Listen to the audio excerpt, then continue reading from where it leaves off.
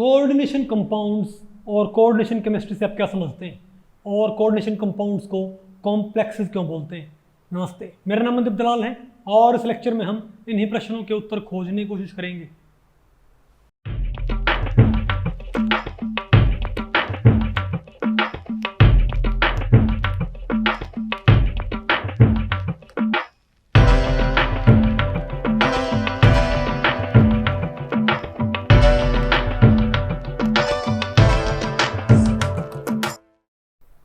Okay, तो भैया आज हमें क्या पढ़ना है बताओ। Coordination compounds.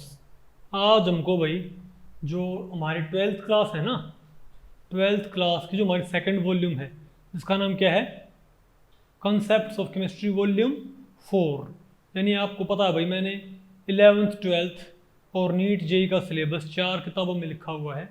Concepts of chemistry volume 1 2 तो क्या करती हैं 11th कवर, और कॉन्सेप्ट्स ऑफ केमिस्ट्री 2 3 क्या 3 4 क्या करती हैं 12th कवर। तो हमने कॉन्सेप्ट्स ऑफ केमिस्ट्री वॉल्यूम 4 आज शुरू करने, इसमें पहला चैप्टर आपका क्या रहेगा, यहाँ 1 कर लियो, कोऑर्डिनेशन कंपाउंड्स। तो इसमें पहला टॉपिक हमारा क्या है, इंट्रोडक्शन टू कोऑर्डिनेशन कंपाउंड्स। तो भाई पहले हम पढ़ेंगे कि कोऑर्डिनेशन कंपाउंड्स की ब्रॉड डेफिनेशन क्या होती है, फिर हम पढ़ेंगे कोऑर्डिनेशन कंपाउंड्स की प्रिसाइज डेफिनेशन क्या होती है, और कोऑर्डिनेशन केमिस्ट्री क्या होती है। यानी यहाँ पर हम ज़्यादातर बात किसी करेंगे कोऑर्डिनेशन कंपाउंड्स और केमिस्ट्री का जो बेसिक आइडिया होता है। आप पहले देखो कोऑर्डिनेशन कंपाउंड, इसका नाम क्या है, कोऑर्डिनेशन। तो कोऑर्डिनेशन पता क्या होता है, असेंबली। क्या होती है, चीज़ों को असेंबल करना, चीज़ों को कोऑर्डिनेट करना। तो देखा जाए तो भाई अगर हम ब्रॉड सेंस में देखें तो सभी कंपाउंड्स को क्या बोला जा सकता है, कोऑर्डिनेशन कंपाउंड्स। क्योंकि कंपाउंड्स में क्या होता है, एटम्स की असेंबली। एटम आपस में जुड़ते हैं और क्या बनाते हैं, कंपाउंड्स।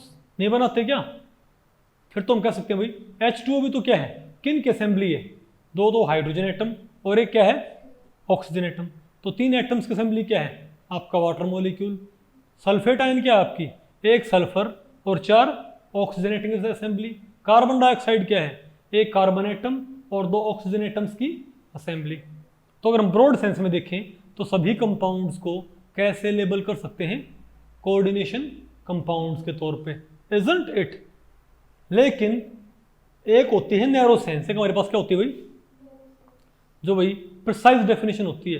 क्योंकि ये डेफिनेशन लागू नहीं होती, अगर हम ऐसे चलेंगे तो सब कुछ क्या है, अगर हम ऐसे चलें फिर तो सारे कंपाउंड्स क्या है भाई, कोऑर्डिनेशन कंपाउंड है ना, नहीं है आपको समझ में। लेकिन अगर हम प्रिसाइजली चलें तो भाई इसमें क्या होता है कि इस डेफिनेशन के अकॉर्डिंग क्या होता है कि एक मेटल एटम को कुछ ग्रुप सराउंड करेंगे कॉल्ड लिगेंड्स। तो यहाँ पर क्या होगा कि coordination compounds are nothing but an assembly of species where a metal centre, a metal is surrounded by some groups called ligands. यानी कि असेंबली तो हो, कंपाउंड तो हो, लेकिन सेंटर में कोई भी एटम ना होना चाहिए। क्या होना चाहिए, मेटल एटम, और सराउंडिंग ग्रुप्स क्या कहलाएंगे, लिगेंड्स। आगे आपको फॉर एग्जांपल जैसे SF6 है, देखा जाए तो ये भी क्या है, 1 सल्फर और 6 फ्लोरीन की असेंबली है। लेकिन ये असेंबली ब्रॉड सेंस में तो कोऑर्डिनेशन कंपाउंड कहलाई जा सकती है, लेकिन नैरो सेंस में नहीं। क्यों, ब्रॉड सेंस में तो इनको तो हम क्या बोल दें, ग्रुप, और ये हमारा क्या होगा, सेंट्रल एटम। क्योंकि SF6 क्या होता है, ऐसा नहीं होता क्या, सेंटर में कौन होता, सल्फर, और यहाँ कौन होते हैं, 6 फ्लोरीन। ठीक है ना बात। तो ब्रॉड सेंस में देखें तो ये भी क्या है, कोऑर्डिनेशन कंपाउंड, लेकिन नैरो सेंस में नहीं है। नैरो सेंस में क्यों नहीं है, क्योंकि इसका सेंट्रल एटम क्या है, नॉन मेटल। कोऑर्डिनेशन कंपाउंड की जो प्रिसाइज डेफिनेशन होती है उसमें कोऑर्डिनेशन कंपाउंड कौन सा होता है, assembly of species where central atom must be metal and surrounding groups are labeled as ligands। तो इसको हम कोऑर्डिनेशन कंपाउंड नहीं बोलेंगे प्रिसाइज डेफिनेशन में। लेकिन अगर मैं ये कह दूं कि मेरे पास आयरन 2 पॉजिटिव है, क्या मेरे पास आयरन, और इसको कौन सराउंड कर रहे हैं, 6 फ्लोराइड, 6 फ्लोराइड, तो ये बताओ क्या कहलाएगा, कोऑर्डिनेशन कंपाउंड। क्यों भाई, लेकिन इसको हम फिर भी क्या लेबल कर सकते हैं, कोऑर्डिनेशन कंपाउंड हो गए। क्यों हो भाई, आपको हो गए बस सल्फर की जगह आपने क्या इस्तेमाल कर लिया, आयरन। तो जैसे ही सेंट्रल एटम क्या हो गया आपका सल्फर से आयरन हो गया, तो इसको हम क्या लेबल कर सकते हैं, कोऑर्डिनेशन कंपाउंड। जहाँ पर ये तो क्या है, मेटल सेंटर। और अब फ्लोरीन को हम सिंपल ग्रुप्स नहीं बोलेंगे, जो सिंपल कंपाउंड होते हैं उसमें सेंट्रल एटम के अलावा जो भी स्पीशीज अटैच्ड होती हैं उनको हम क्या बोल देते हैं, सब्स्टिट्यूएंट या ग्रुप्स। जो ऑर्गेनिक केमिस्ट्री में कार्बन से कोई ग्रुप जुड़ रहा है उसे क्या बोलते हैं हम, सब्स्टिट्यूएंट। क्या बोलते हैं उसको, यहाँ पर आपने सब्स्टिट्यूएंट का लेबल नहीं लगाना, क्या लगाना होता है, लिगेंड्स का। नहीं समझे बात। तो किसी सेंट्रल एटम से जो ग्रुप अटैच्ड होते हैं, अगर वो ऑर्गेनिक केमिस्ट्री है तो उन्हें क्या बोलते हैं, सब्स्टिट्यूएंट्स। लेकिन वो मेटल के साथ जुड़े हुए हैं तो उनको हम क्या बोलेंगे, लिगेंड। लेकिन यानी कि अगर ये क्लोरीन कार्बन से जुड़ रहा हो, जैसे बेंजीन है, बेंजीन में अगर ये कार्बन से क्या जुड़ा हुआ क्लोरीन, तो इसको हम क्या बोलते हैं, क्लोरीन को सब्स्टिट्यूएंट। नहीं बोलते क्या। लेकिन यही क्लोरीन अगर किससे जुड़ रहा हो, बताओ, मेटल सेंटर से, तो इसको हम क्या बोलेंगे अब, लिगेंड। तो मेरे ख्याल से आपको पता लग गया। तो क्या होते हैं coordination compounds, assembly of metal centre and some groups called ligands, where metal centre will act as central species and groups will surround it। बोलो भाई। और nature of bond is dative primarily. क्या भाई, मतलब चलो हम नेचर ऑफ बॉन्ड की बात नहीं करते, लेकिन बात आपको पहले पड़ गई। इसे हम क्या बोलें, कोऑर्डिनेशन कंपाउंड्स। आसान है कि मुश्किल है,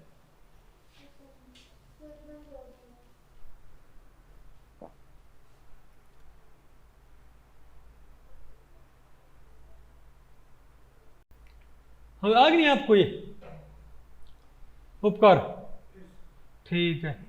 तो इसमें बताओ, जैसे ये क्या है, ये दोनों कोऑर्डिनेशन कंपाउंड है कि नहीं है। यहाँ पर साइनाइड ग्रुप घेरे हुए हैं किसको, आयरन को। तो ये क्या कोऑर्डिनेशन कंपाउंड। साइनाइड तो यहाँ पर क्या कहलाएंगे, लिगेंड्स। और ये आयरन क्या कहलाएगा यहाँ पर, मेटल सेंटर। और PTNS32Cl2, यहाँ पर प्लेटिनम से दो तो क्या जुड़े हुए हैं, अमोनिया। और दो बताओ क्या जुड़े हुए हैं इससे, क्लोरीन। तो अमोनिया और क्लोरीन क्या कहलाएंगे यहाँ पर, लिगेंड्स। और प्लेटिनम यहाँ पर क्या कहलाएगा, मेटल। आ गया आपको। अब मैं आपको बताऊं भाई, इनको कोऑर्डिनेशन कंपाउंड्स को कोऑर्डिनेशन कॉम्प्लेक्स भी बोल देते हैं। क्या, कोऑर्डिनेशन कॉम्प्लेक्सेस भी बोल देते हैं। लेकिन आपने इनको ऐसे बोलना, आपको ऐसा क्यों बोलते हैं, क्योंकि देखो अगर मैं आपको बताऊं, अब जो कोऑर्डिनेशन कंपाउंड ना, उपकार, जब ये शुरू में डिस्कवर हुए थे ना, क्या, जब ये शुरू में डिस्कवर हुए थे तो इनकी प्रॉपर्टीज बड़ी रहस्यमयी थी, बड़ी मिस्टीरियस थी। और जो चीज़ मिस्टीरियस हो, रहस्यमयी हो, उसे क्या बोलते हैं हम, जटिल, मुश्किल, कॉम्प्लेक्स। क्या बोलते हैं। तो जब शुरुआत में कोऑर्डिनेशन कंपाउंड्स डिस्कवर किए गए थे, जब शुरुआत में कोऑर्डिनेशन कंपाउंड्स को भाई डिस्कवर किया गया था, तो मैंने क्या बोला, इनकी प्रॉपर्टीज़ क्या थी, बड़ी मिस्टीरियस। इनकी प्रॉपर्टीज़ को हम एक्सप्लेन नहीं कर पा रहे थे, ना तो इनकी मैग्नेटिक प्रॉपर्टीज़ को, ना ही इनकी स्पेक्ट्रल प्रॉपर्टीज़ को, ना इन्हें कलर को, ना इनकी मैग्नेटिक प्रॉपर्टीज़ को, ना ही इनकी बॉन्डिंग को। आपको ऐसे क्यों नहीं, जो लेविस थ्योरी ऑफ बॉन्डिंग होती है ना, लेविस थ्योरी ऑफ या वेस्पर थ्योरी आप जो पढ़ते हो, वो मेन ग्रुप कंपाउंड्स पे लगती है। यानी एस और पी ब्लॉक के कंपाउंड्स पे, मतलब पी ब्लॉक कंपाउंड पे वो लग जाएगी, लेकिन यहाँ पर वो लगती नहीं है। तो इसीलिए इनकी मिस्ट्री भी, इनकी बॉन्डिंग भी क्या थी, बड़ी मिस्टीरियस। तो शुरुआत में इनका नाम क्या रख दिया गया था, बताओ। तो शुरुआत में इनका नाम क्या रख दिया गया था, कॉम्प्लेक्स। क्या रखा था नाम भाई, कॉम्प्लेक्स। आ गया आपको समझ में। तो कोऑर्डिनेशन कंपाउंड में आपको बताऊँ हालांकि, तो अब आपको हो गए, तो कौन से कंपाउंड्स की प्रॉपर्टीज मिस्टीरियस थी और कौन से कंपाउंड्स की प्रॉपर्टीज मिस्टीरियस नहीं थी। तो मैं आपको बताऊं, अब कोऑर्डिनेशन कंपाउंड्स की मेन डेफिनेशन क्या है कि लिगेंड सराउंड करेंगे एक सेंट्रल एटम को, और सेंट्रल एटम क्या होना चाहिए, मेटल। अब मेटल अगर डी ब्लॉक से हो ना, किससे हो, मेटल या तो डी ब्लॉक से है या मेटल एफ ब्लॉक से है, तो उस कोऑर्डिनेशन कंपाउंड को हम क्या बोलेंगे, कॉम्प्लेक्स। लेकिन अगर मेटल किससे है, एस ब्लॉक से या पी ब्लॉक से, तो उसको आपको कॉम्प्लेक्स बोलने की ज़रूरत नहीं है, नहीं आपको। यानी अगर सेंट्रल एटम किससे है भाई, पी ब्लॉक से एफ ब्लॉक से, तो हम क्या बोलेंगे, कोऑर्डिनेशन कॉम्प्लेक्स या मेटल कॉम्प्लेक्स। नहीं तो हम क्या बोलेंगे, सिंपली आप नहीं, कोऑर्डिनेशन कंपाउंड बोल दो बस। क्या बोलते कोऑर्डिनेशन, तो आप कह सकते हो all complexes are coordination compounds, but all coordination compounds can not be labelled as complex. सभी कोऑर्डिनेशन कॉम्प्लेक्स क्या होते हैं, कोऑर्डिनेशन कंपाउंड्स होते हैं, लेकिन सारे कोऑर्डिनेशन कंपाउंड्स कोऑर्डिनेशन कॉम्प्लेक्स नहीं होते। All ores are minerals, but all minerals are not ores. बताओ आपको पहले पड़ गई, तो मेरे ख्याल से आपको थोड़ा आइडिया हो गया। तो लेकिन ज़्यादातर जब हम बात करते हैं ना कोऑर्डिनेशन कंपाउंड्स की, हम कहते हैं कि हम किसकी स्टडी करेंगे, कोऑर्डिनेशन कंपाउंड्स की। तो हम स्टडी कर रहे होते हैं कोऑर्डिनेशन कॉम्प्लेक्सेस की।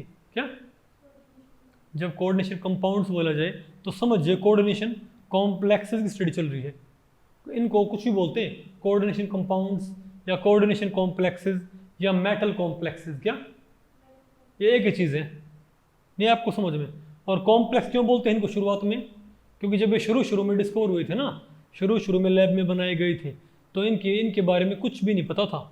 ना इनकी ज्योमेट्री पता थी, ना इन कॉम्प्लेक्सेस की ना इन कॉम्प्लेक्सेस के अंदर बॉन्डिंग का नेचर पता था, ना ज्योमेट्री पता थी, ना इनका मैग्नेटिक बिहेवियर पता था, ना इनका कलर पता था। नहीं आपको समझ में, तो ये ना इनका चार्ज ही पता था। तो इनको शुरू में क्या नाम दिया गया, कॉम्प्लेक्स। कॉम्प्लेक्स मतलब मिस्टीरियस, कोऑर्डिनेशन कॉम्प्लेक्सेस, यानी कि मिस्टीरियस कंपाउंड। क्या भाई आ गया आपको ये, तो मैं आपको बताऊं। लेकिन आज अगर देखा जाए ना, तो आज कोऑर्डिनेशन कॉम्प्लेक्सेस मिस्टीरियस नहीं रह रहे उपकार। आज ये कंपाउंड्स मिस्टीरियस भाई नहीं रह रहे। आज इनको आप आसानी से स्टडी कर सकते हो। आपको कैसे इनको स्टडी करने के लिए आज हमारे पास कई सारी क्या हैं, टेक्निक्स। ठीक है, तो अलग अलग थ्योरीज आएंगी।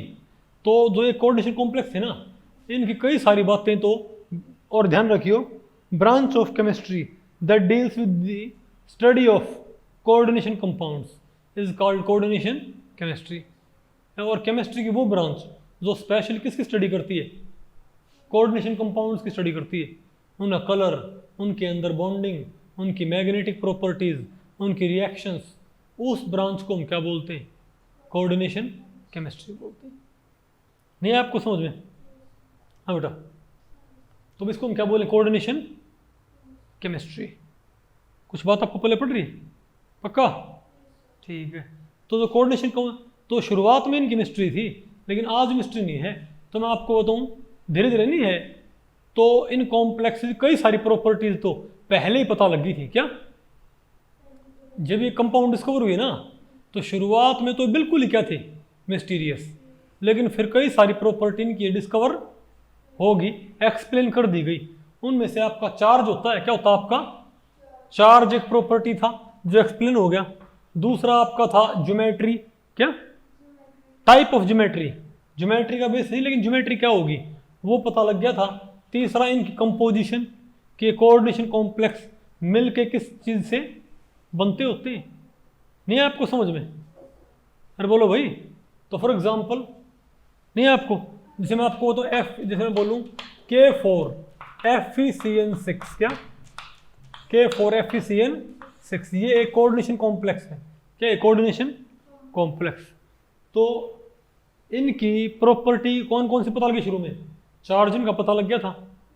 शुरू में क्या पता लगाया, इनका चार्ज पता लगाया गया, कोऑर्डिनेशन में पता लगाया गया, और मेटल सेंटर का ऑक्सीडेशन नंबर पता लगाया गया, और कोऑर्डिनेशन नंबर कि मेटल के अराउंड कितने ग्रुप्स हैं ये पता लगाया गया।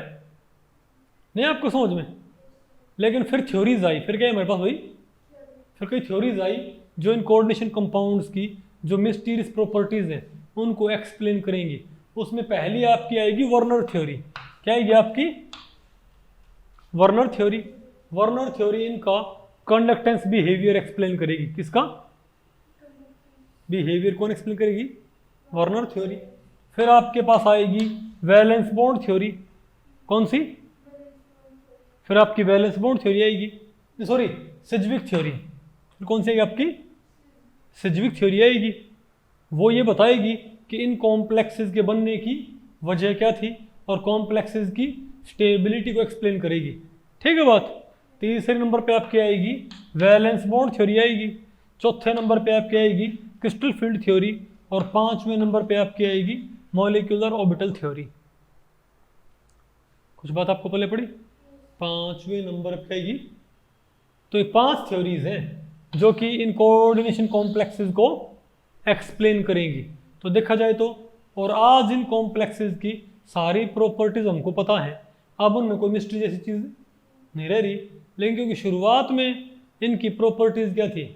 मिस्टीरियस, तो नाम भी वो नाम अभी तक चलता आ रहा है कॉम्प्लेक्सेस का। आ गया आपको? ठीक है। मेरे ख्याल से 12वीं क्लास में आपको मॉलिक्यूलर ऑर्बिटल थ्योरी पढ़ने की ज़रूरत नहीं होती। आपने मेनली कहाँ तक पढ़ना होता है? क्रिस्टल फील्ड थ्योरी तक। कहाँ तक पढ़ना होता है आपने? नहीं होकर आपको बीएससी में आप क्या पढ़ोगे? मॉलिक्यूलर ऑर्बिटल थ्योरी भी पढ़ोगे इसकी। नहीं है ना आपको ये? तो भाई इस लेक्चर में इतना ही। अगर इस लेक्चर के बारे में आपके कुछ प्रश्न या सुझाव हैं तो आप मुझे नीचे कमेंट सेक्शन में पूछ सकते हैं। मैं उनके उत्तर देने की पूरी कोशिश करूंगा। तो वो ठीक है, मिलते हैं अगले लेक्चर में। तब तक के लिए नमस्ते।